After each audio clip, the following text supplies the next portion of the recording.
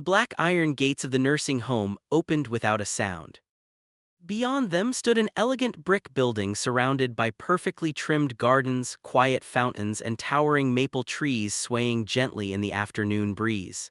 To anyone passing by, it looked peaceful. To Walter Hayes, it felt like the closing of a chapter he had never imagined would end this way. A dark SUV rolled slowly into the circular driveway and stopped beneath the entrance canopy.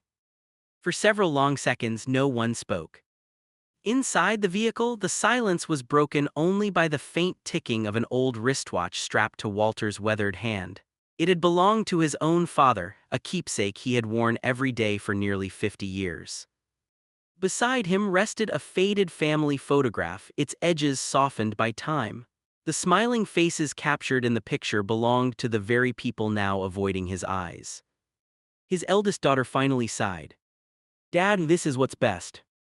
His son nodded quickly. "They have medical staff here 24 hours a day, you'll be safer." "We'll come every weekend," his youngest daughter added, forcing a smile that never reached her eyes. Walter looked at each of them in turn. No accusations. No pleading. No anger. Only a quiet sadness hidden behind a gentle smile. "I understand," he said softly. He reached for the only suitcase he had brought. The old leather case had traveled through decades of family vacations, business trips, and countless moves. Now it carried little more than a few clothes, several notebooks, and the memories no one else could see. A staff member stepped forward to help him, but Walter politely shook his head. "I've carried it this far," he said. "I can manage a little farther." His children hurried through the admission paperwork, glancing repeatedly at their watches as phones buzzed with incoming messages and work notifications. Within minutes, everything was signed. Everything was settled. The eldest son embraced his father briefly. "We'll see you Saturday." "Absolutely," the youngest daughter agreed, "every weekend." Walter smiled again. "I'll look forward to it." But even before the words had settled between them, they were already walking back toward the SUV. The doors closed. The engine started. Within moments, the vehicle disappeared beyond the front gates without once looking back. Walter remained standing beneath the entrance, the faded photograph still in his hand. He watched until the road was empty. Then he slipped the photograph carefully into his coat pocket. A young nurse approached cautiously. "I'm so sorry," she said. "That must be very difficult." Walter looked toward the empty driveway before answering in a voice so calm it almost surprised her. "Don't be sorry." She frowned gently. "They're your family." He nodded. "And because they're my family, I know something they don't." The nurse waited. Walter's eyes lingered on the horizon where the SUV had vanished. Then, almost as if speaking to himself, he whispered, "Some truths need time before they're believed." The words sent an unexpected chill through the quiet afternoon. He wasn't speaking like a man who had lost everything. He was speaking like someone who already knew how the story would end. Later that evening, after settling into his room, Walter sat beside the window and stared at the old wristwatch resting in his palm. Its steady ticking echoed through the silence. He reached for the bedside telephone, dialed a number he clearly knew by heart, and waited. After the second ring, a familiar voice answered. "Mercer and Associates, how may I help you?" Walter took a slow breath. "This is Walter Hayes." A brief pause followed. "I believe," he said quietly, "it's time I spoke with my lawyer." The line fell silent for a moment. Then the voice replied, "I've been wondering when you would call."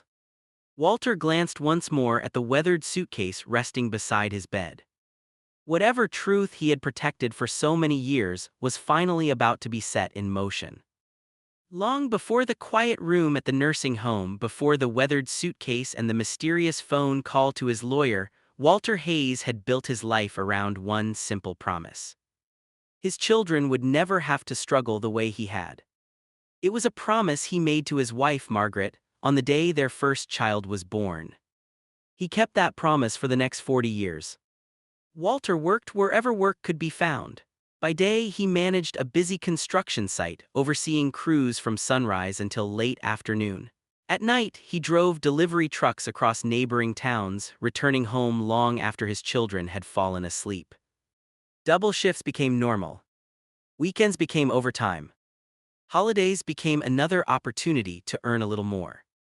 He often arrived home exhausted, quietly removing his work boots so he wouldn't wake the family. Before going to bed, he always paused outside each child's room, smiling to himself after hearing their peaceful breathing.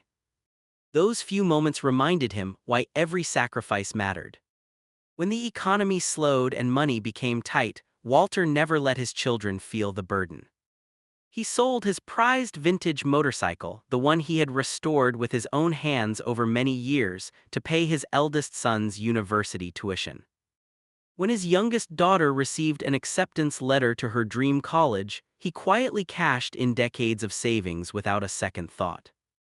After Margaret passed away following a long illness, friends encouraged Walter to travel, retire early, or finally spend something on himself. Instead, he folded her favorite sweater, placed it carefully inside a cedar chest, and returned to work the following Monday. Every extra dollar became an investment in his children's future. He helped each of them with the down payment on their first home. He co-signed loans when banks hesitated. He repaired leaking roofs, painted nurseries, built backyard decks, and spent countless weekends solving problems without ever asking for anything in return. When his children thanked him, he always answered the same way. "Seeing you happy is more than enough." Years passed. The children built successful careers, larger homes, and comfortable lives. Family dinners became occasional holiday gatherings. Phone calls grew shorter. Visits became promises postponed until next month. Walter never complained. He celebrated every promotion, every grandchild, and every milestone with genuine pride, even when he watched them unfold through photographs sent to his phone instead of from the front row. No one noticed that the house had grown painfully quiet. No one asked why the lights stayed on so late each evening. After dinner, Walter followed the same routine without fail. He walked into his study, closed the door, and unlocked an old steel safe hidden behind a framed landscape painting. Inside were neatly organized folders, handwritten journals, faded letters, property records, legal papers, and family documents that stretched back generations.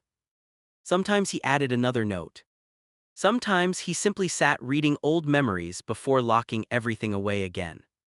One evening, as he closed the safe, he rested his hand on the heavy metal door and whispered softly, "Not yet." Whatever those documents contained was more than paperwork.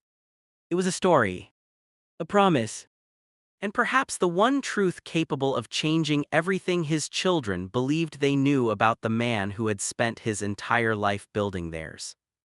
The years slipped by with quiet determination, but somewhere along the way, the warmth that had once filled the Hayes family home began to fade. Sunday dinners became holiday visits. Holiday visits became hurried phone calls. Eventually, even those grew less frequent. Walter always found a reason to excuse their absence. "They're busy," he would tell his neighbors with a smile. "Life moves fast when you're raising families." He never admitted how often he ate dinner alone. As he entered his late 70s, everyday tasks became more difficult. His knees ached after climbing the stairs. He forgot appointments he had never once missed before. The doctor suggested regular checkups, medication, and eventually, someone to help around the house. At first, his children tried to share the responsibility. His eldest son handled doctor's appointments. His oldest daughter arranged grocery deliveries. His youngest daughter stopped by when her schedule allowed. But what began as acts of love slowly became obligations squeezed between meetings, business trips, and family commitments. Every visit seemed shorter than the last. Every phone call ended with someone saying, "I have to run." Soon, family conversations no longer revolved around their father's health. They revolved around the burden of caring for him. "We can't keep paying for private caregivers," the eldest son said one evening during a family meeting. His sister rubbed her temples. "I'm already covering half of his medical bills. And I'm driving across town 3 times a week," the youngest added. "I can't keep doing this forever." The discussion quickly shifted. Medical expenses, prescription costs, home repairs, property taxes, the old family house that now needed a new roof. What happens if he falls while he's alone? One asked. What happens if the house becomes too expensive to maintain? Another replied. Then came the question no one wanted to ask aloud. What about later? The room fell silent. No one needed to explain what later meant. Inheritance. The future of the house. The savings they assumed still existed. Each sibling quietly believed someone else had more time, more money, or a greater responsibility. The eldest believed his sisters lived closer. The daughters believed their brother had the financial means. Each argument sounded reasonable. Together they became an excuse. Finally, someone spoke the solution that had been lingering unspoken between them. Maybe a nursing home would be best. No one immediately objected. Instead, relief slowly settled across the room. It felt practical, responsible, convenient. What none of them realized was that the study door had been left slightly open. Walter had returned from the kitchen carrying 4 cups of coffee. He stopped the moment he heard the words. He remained perfectly still, listening as his children debated his future with careful logic and quiet efficiency. Not once did anyone ask what he wanted.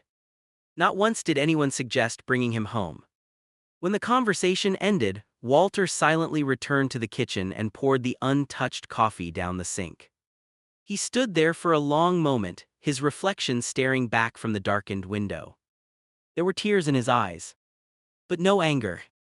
Only a deep sadness that settled quietly into his heart. That evening he unlocked the steel safe once again.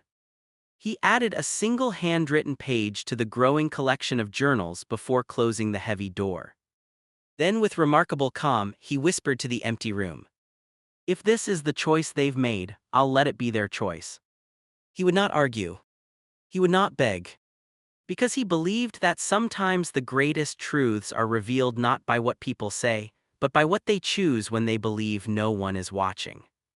The days inside the nursing home settled into a quiet rhythm. Every morning, Walter Hayes woke before sunrise, carefully wound his old wristwatch, straightened the faded family photograph on his bedside table, and watched the first rays of light spill across the garden outside his window. It was a simple routine, but it gave him something to look forward to. The promised weekend visits never came. Saturday after Saturday, Walter found himself sitting near the front entrance, smiling politely whenever a car pulled into the driveway. For a brief moment, hope would brighten his tired eyes. Then another family would step out. Another resident would be embraced. Another visitor would walk past him. By evening, Walter would quietly return to his room without a single complaint. The staff noticed. Among them was Emily Carter, a young caregiver who had joined the nursing home only a year earlier.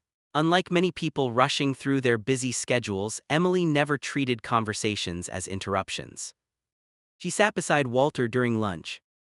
She listened to his stories about raising 3 children, building homes with his own hands, and the adventures he once shared with his late wife, Margaret. "You've lived an incredible life," she said one afternoon. Walter smiled gently. "It doesn't feel incredible when you're living it." Emily laughed softly. "Maybe not, but someday those stories will matter to someone." Walter looked thoughtfully toward the garden. "I hope so." She handed him a leather-bound notebook. "Then write them down." From that day forward, Walter spent his evenings filling page after page with memories. Not complaints. Not regrets. Just stories. He wrote about teaching his son to ride a bicycle. About dancing barefoot with Margaret in their tiny kitchen during a summer storm.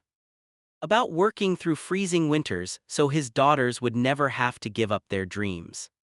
Every memory was preserved with remarkable kindness, even when it involved pain.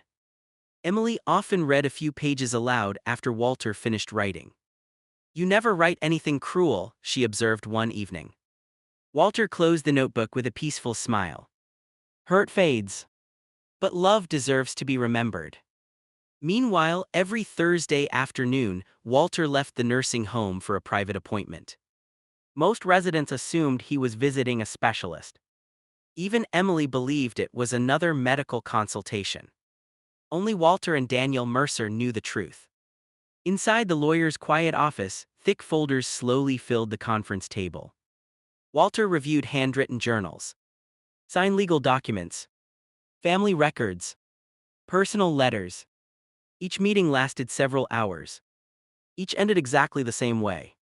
Walter carefully sealed another envelope, wrote a name, or sometimes no name at all, across the front and handed it to Daniel.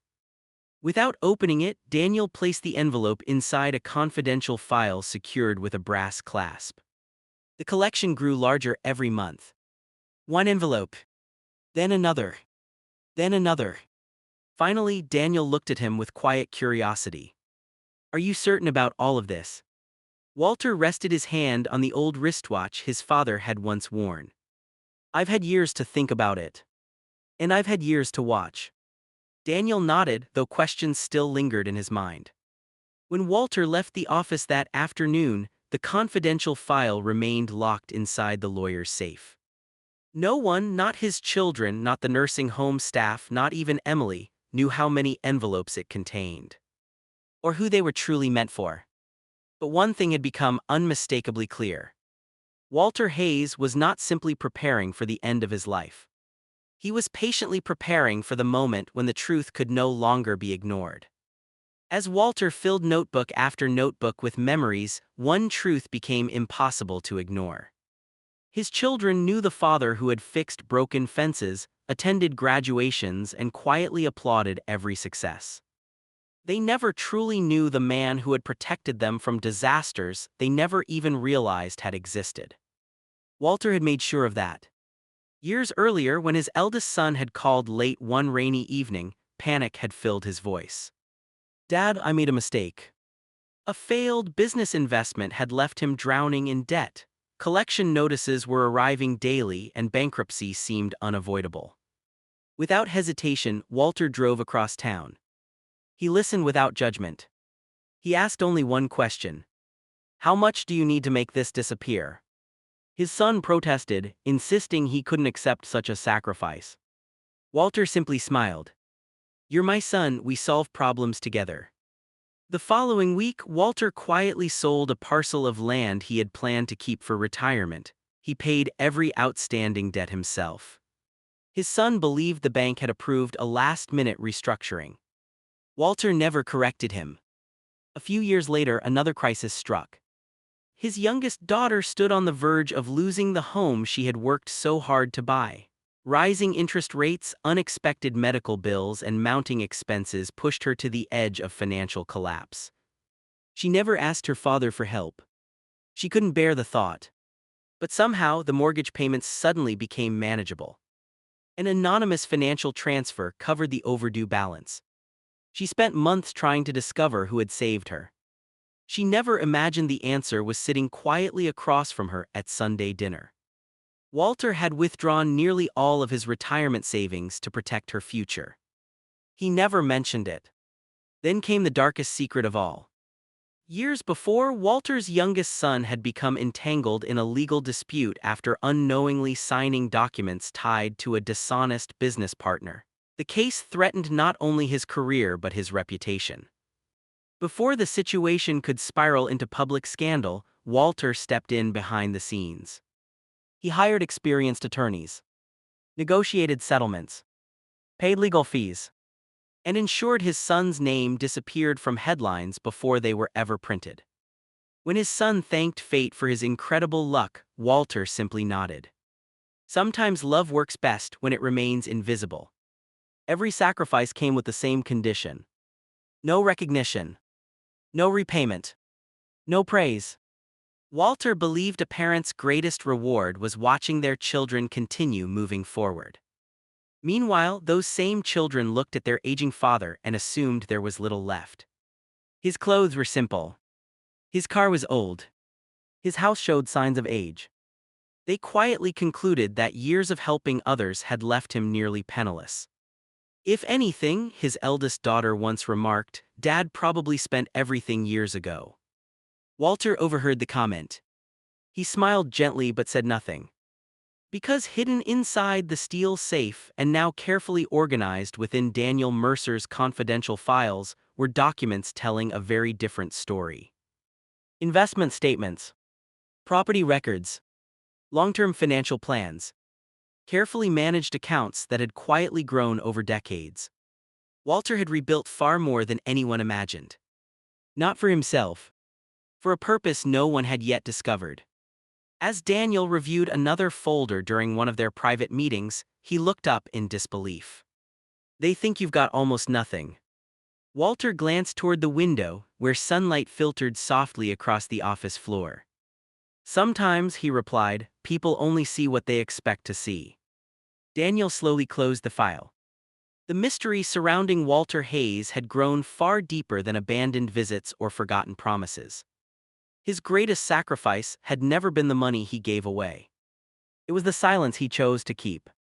And somewhere within those locked files rested the final piece of a story that would forever change the way his children remembered the father they believed they already knew.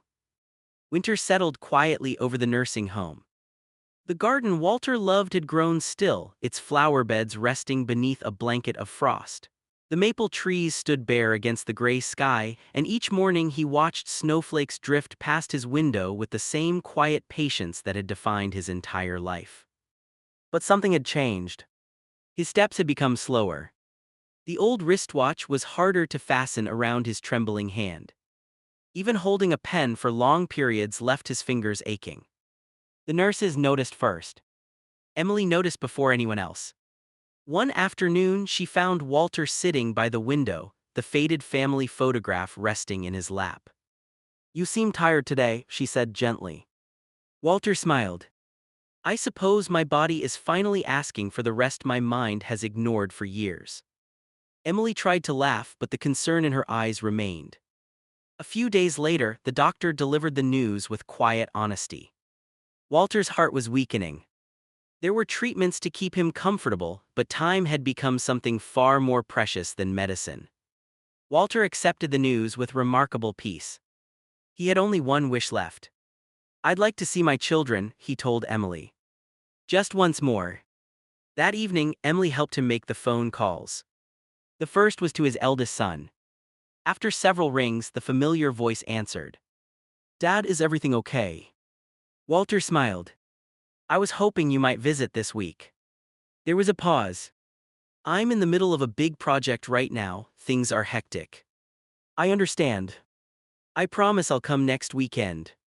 Walter thanked him before ending the call. The second call reached his eldest daughter.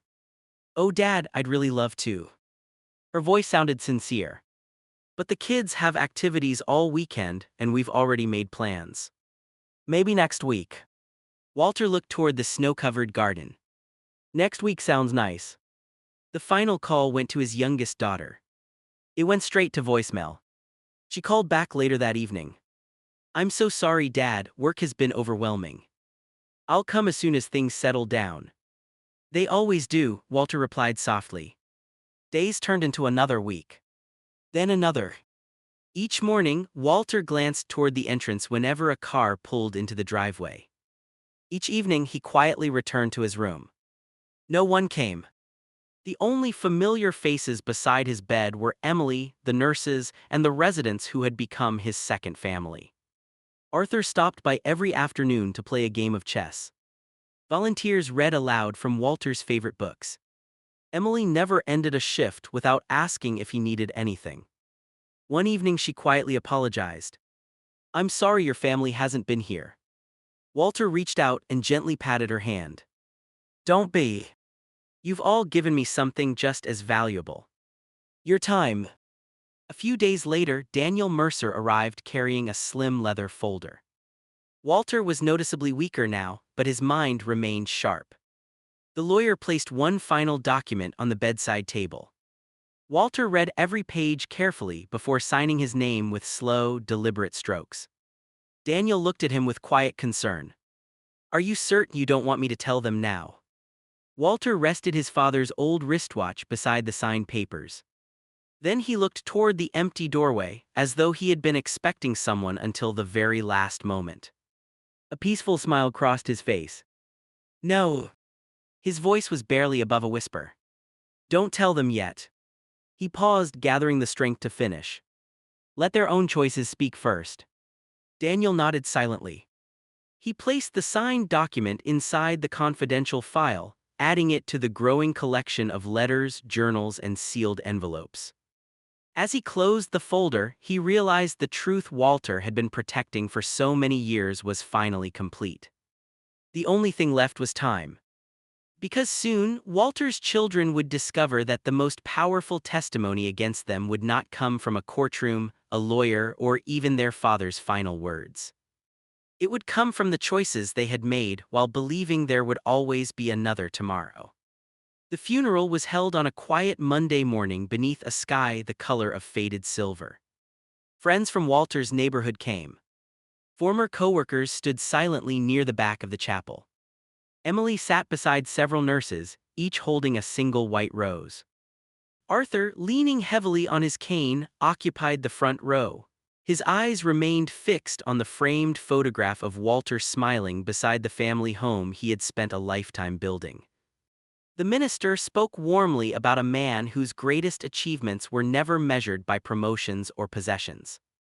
He spoke of sacrifice, of quiet generosity, of a father who believed that love was something proven through actions rather than words. As the service ended, people lingered in small groups, sharing stories Walter's children had never heard before. One neighbor recalled how Walter had repaired roofs after storms without accepting payment. A former coworker remembered him covering extra shifts so younger employees could attend their children's school events. Emily smiled through her tears as she described the evenings Walter spent encouraging lonely residents who had no visitors of their own. His children listened politely, but their conversations soon drifted elsewhere. I suppose we'll need to meet with the lawyer, the eldest son said as they walked toward the parking lot. His sister nodded. We should figure out what Dad left behind. There can't be much, the youngest replied. Between helping everyone and living here, he probably spent everything. The words sounded practical. Yet each of them secretly wondered the same thing. What if there was more? What if their father had hidden savings? What if the old house had been worth far more than they realized? By the following afternoon, those questions had only grown louder. Then the phone calls began. Each sibling received one within minutes of the others. The caller identified himself immediately. This is Daniel Mercer. I served as your father's attorney. I need to discuss Mr. Hayes' final instructions. Believing the estate meeting had arrived, all three agreed to meet at his office later that week. Instead, Daniel welcomed them with an expression they could not read. He remained standing as they took their seats. Before we begin, he said calmly, your father left very specific legal instructions regarding his estate. The eldest son leaned forward. When do we read the wills? Daniel slowly folded his hands. Not today. Confused glances filled the room.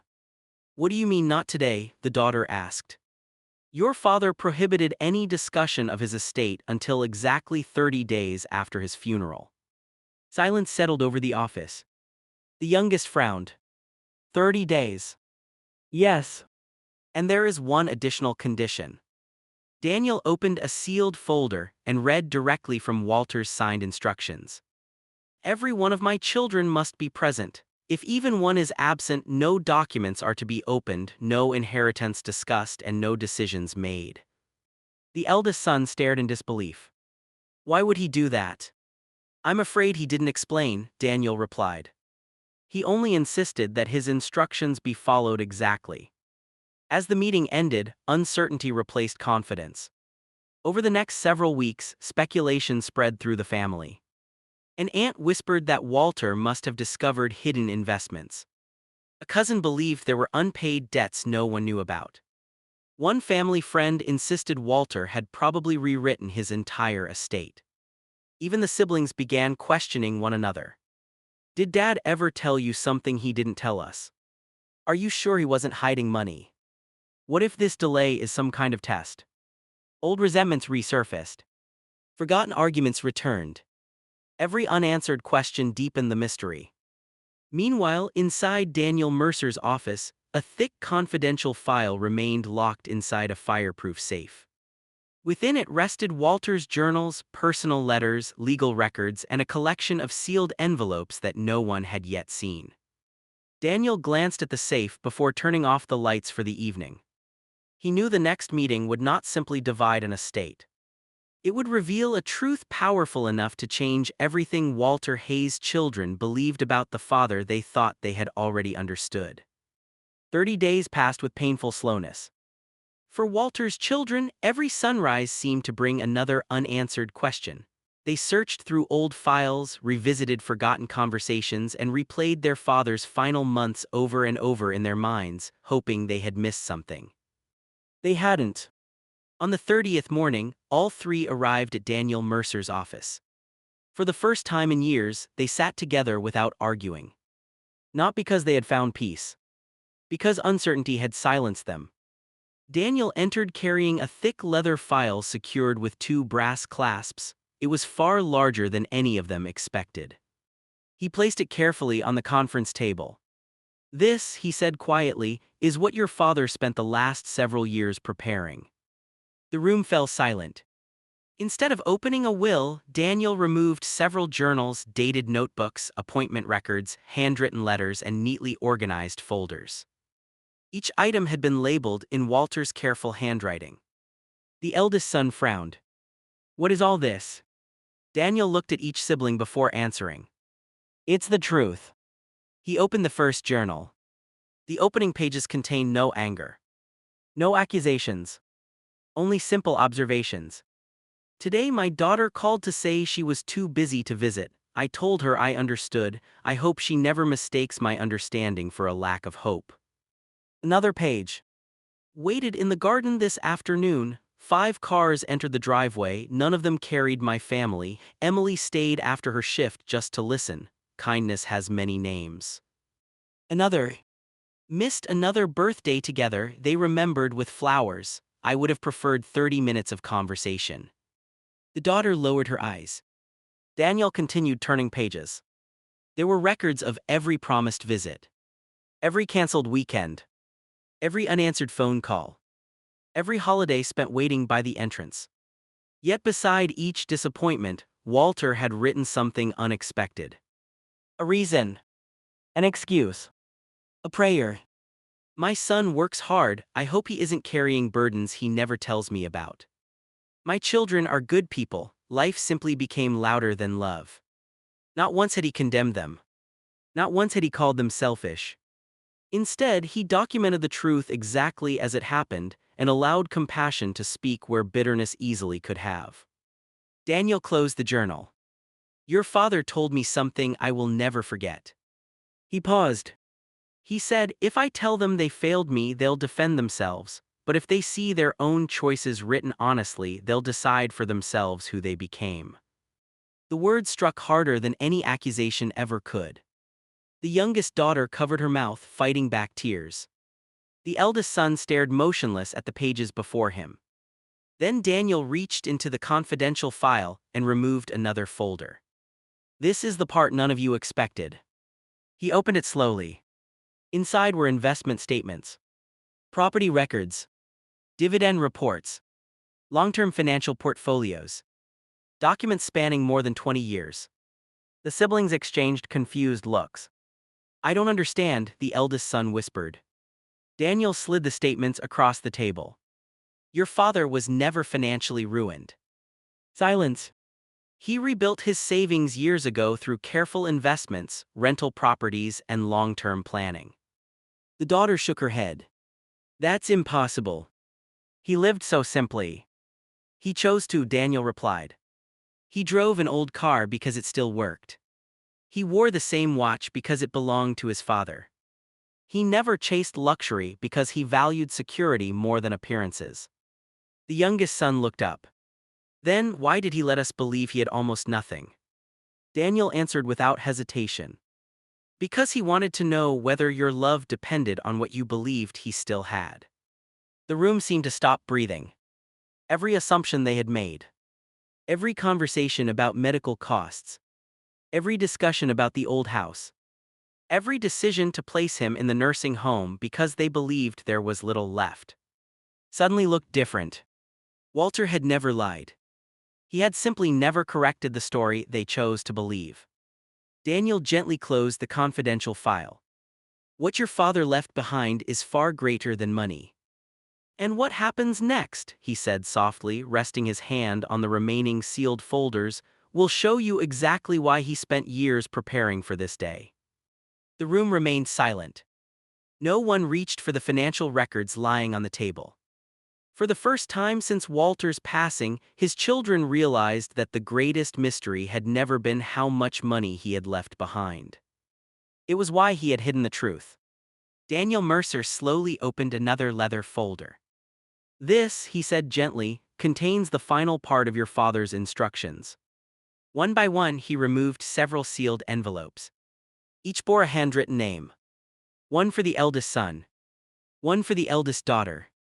One for the youngest daughter. Then there were other envelopes.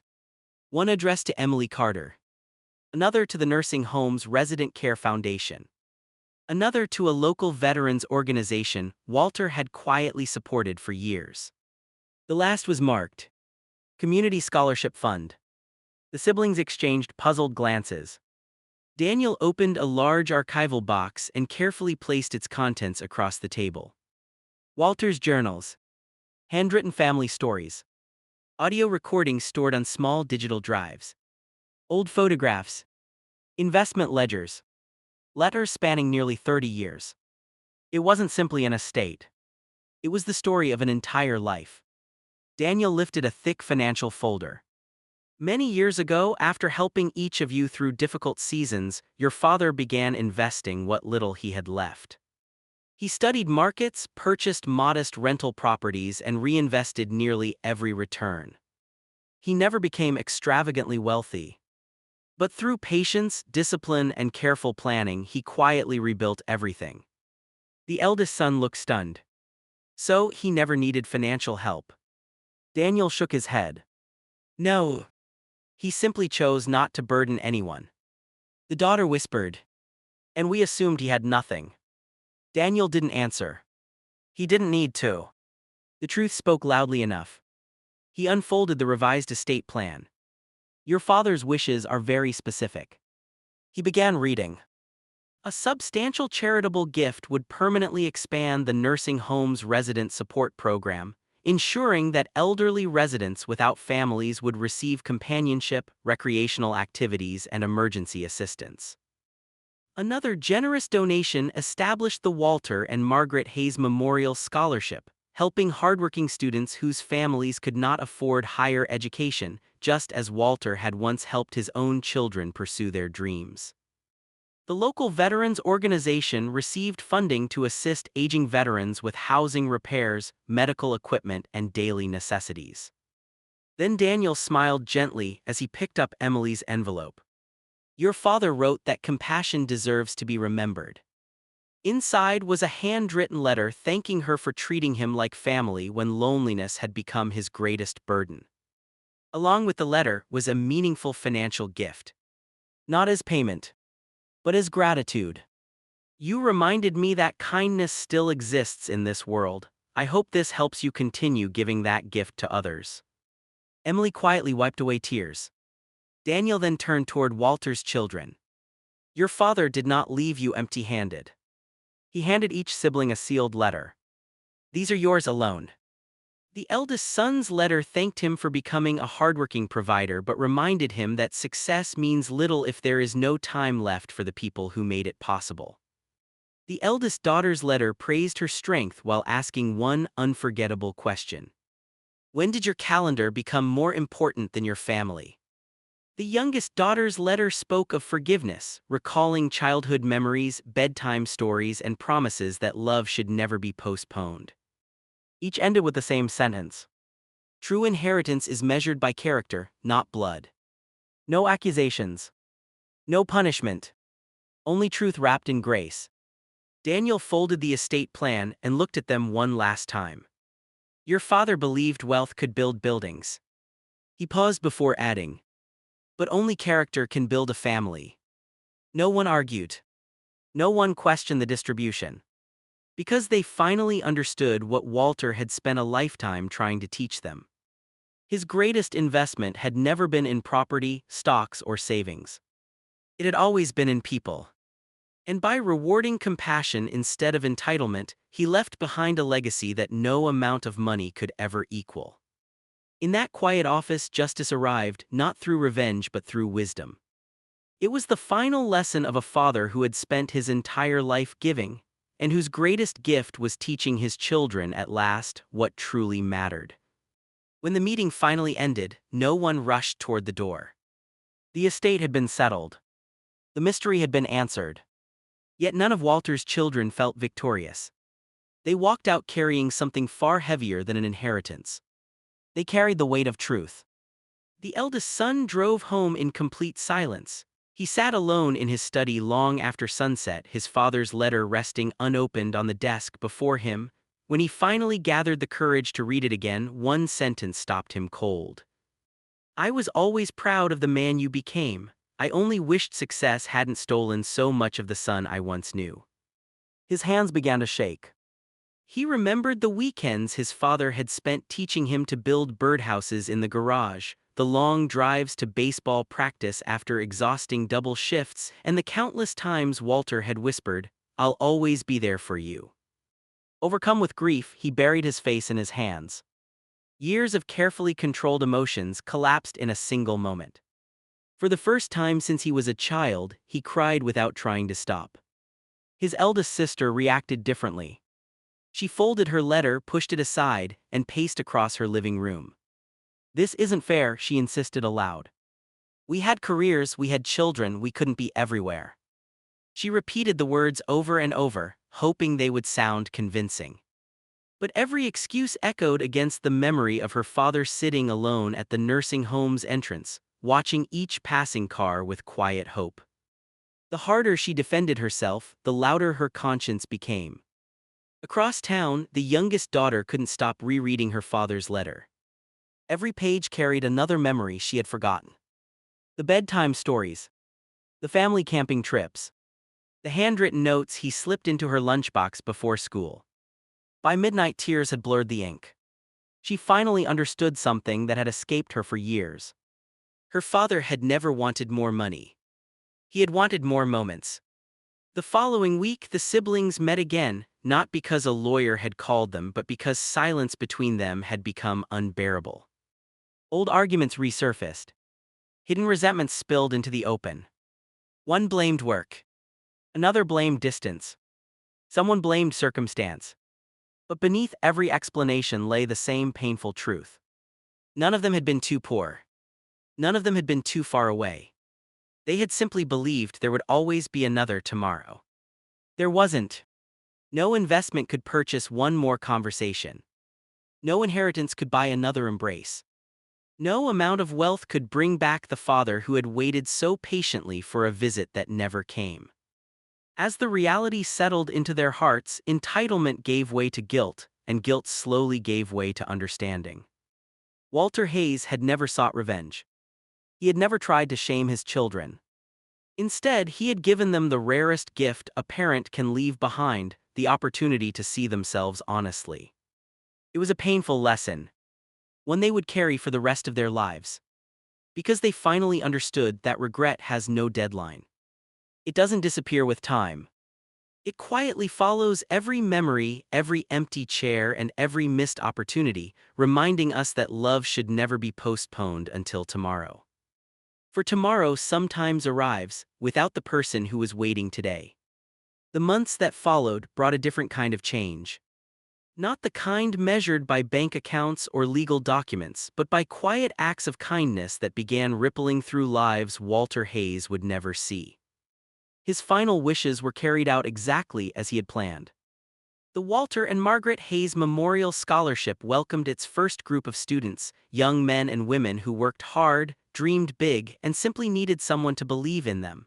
Many of them came from families struggling to afford higher education, just as Walter's own children once had.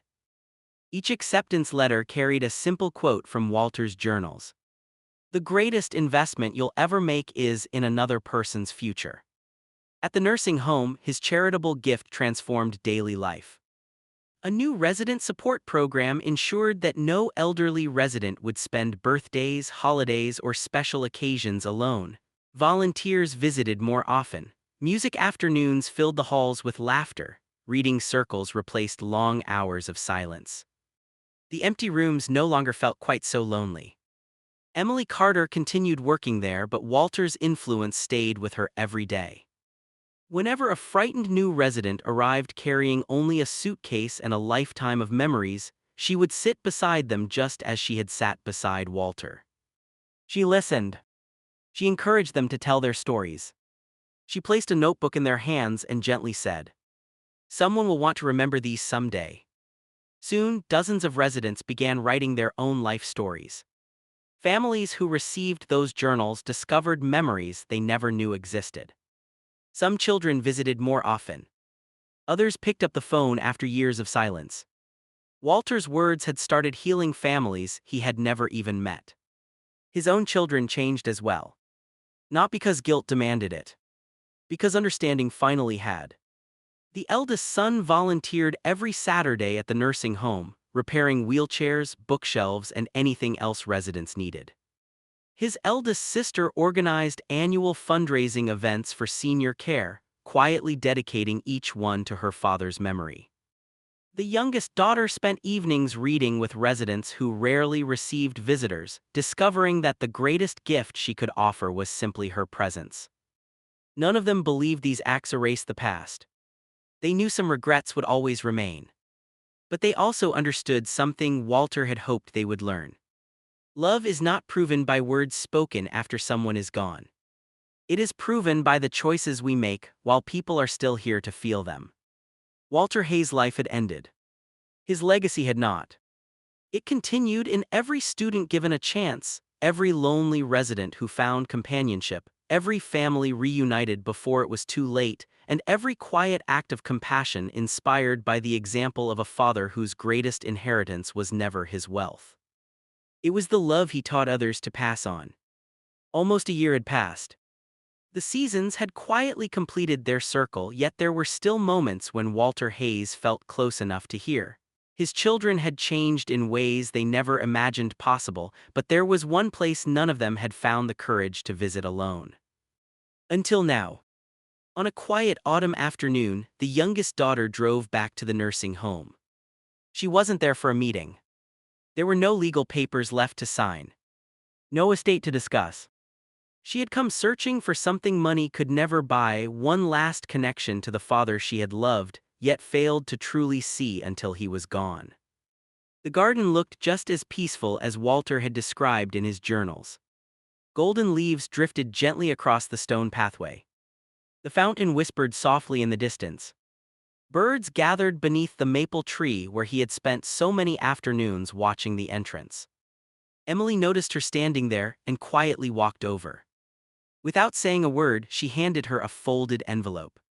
"Your father asked me to give you this," she said gently. "He wanted you to read it here." With trembling hands, she carried the letter to the old wooden bench. It was the same bench where Walter had waited every Saturday. The same bench where he looked up each time a car entered the driveway, believing that perhaps this weekend would be different. Perhaps this weekend, one of his children would finally keep their promise. She sat slowly and looked toward the front gates. Cars came and went. Families embraced. Visitors laughed as they walked through the entrance. Suddenly, she understood what her father had seen every weekend. Hope, followed by disappointment. Again. And again. Tears slipped quietly down her face as she unfolded the final page of his letter. His familiar handwriting filled the page. She began reading aloud, though only the wind seemed to be listening. "If you are reading this, then you've already learned the lesson I could never teach with words alone." She paused, struggling to continue. "Don't spend your life believing there will always be another visit, another phone call, or another tomorrow. Time is generous until the day it isn't." The garden fell silent. Even the birds seemed to pause. She wiped away her tears and read the final lines. "If love is delayed until tomorrow, tomorrow may arrive without the person who needed it today." The words echoed through the quiet garden. She folded the letter carefully and placed it against her heart. For several minutes she simply sat there, looking at the empty space beside her. It wasn't difficult to imagine her father sitting on that very bench, his old wristwatch ticking softly, his faded family photograph resting in his hands, lifting his eyes every time another vehicle appeared beyond the gates. Waiting. Always believing. Always hoping. As the afternoon sunlight slowly faded, the bench remained empty. Winter would come again. Spring would return. Leaves would fall, flowers would bloom, and countless families would pass through those same gates. But the place where Walter had waited would forever remind everyone who stopped there of a truth too often learned too late. A parent's greatest gift is never the money they leave behind. It is the love, sacrifice, wisdom, and values they spend a lifetime trying to pass on. Those gifts cannot be locked inside a safe, written into a will, or measured by an inheritance. They live only in the choices we make. So before another day slips away, call the parent you've been meaning to call. Visit the one who's been waiting. Say the words you've been saving for tomorrow. Because the greatest inheritance a parent leaves behind is not wealth. It's the values their children choose to live by before it's too late.